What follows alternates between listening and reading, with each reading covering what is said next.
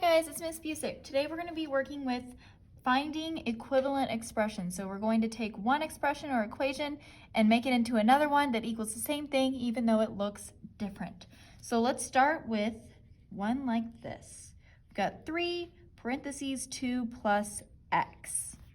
All right, the way that we're going to make this into an equivalent expression is we're going to use the distributive property. And that just means that we're going to take this 3 and we're going to distribute it to each of our values or our terms within our expression. So we're going to do 3 times 2. 3 times 2 is 6. Well, we have this plus sign in the middle, so I'm going to go ahead and put that into my next equation. And then now we're going to do 3 times x. And the way to write that is just 3x, because we know if they're next to each other, that means that they're multiplied. And there you have it. That is our equivalent expression.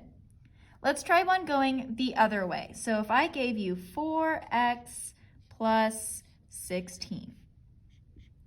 To write an equivalent expression, we want to make it look like this one up here. So we're working backwards. So I'm going to go ahead and put my parentheses in here. Now what you can do is you're going to look at the number that has the x with it. That is a number that's going to go outside of your parentheses. So up here we had 3x, and the 3 is what was outside of the parentheses. So I'm going to go ahead and put my 4 here. Now x is in my first term. This one, it was in the second, so it's in my last part. So this x here is going to go first in my parentheses this time.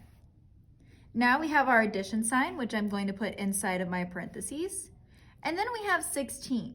But to get this 16, we really took our number on the outside of our parentheses and multiplied it by another. So we need to figure out 4 times what is 16.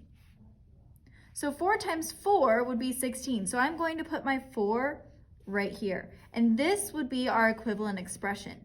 If we wanted to check that, we could work backwards and we could say, okay, 4 times x, that would be 4x.